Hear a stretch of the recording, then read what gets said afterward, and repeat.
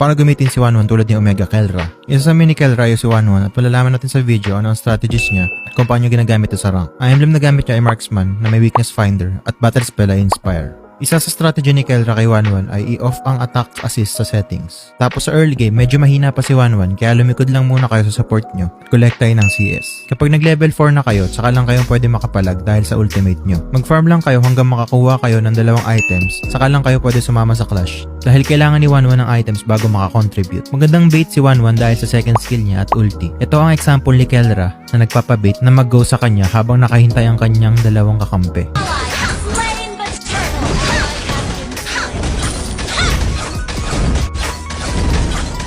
Huwag kayo matakot mang dive ng tore kapag ahead kayo dahil isa si 1-1 sa pinakamalakas sa tower diver dahil sa ultimate niya, parang ganto.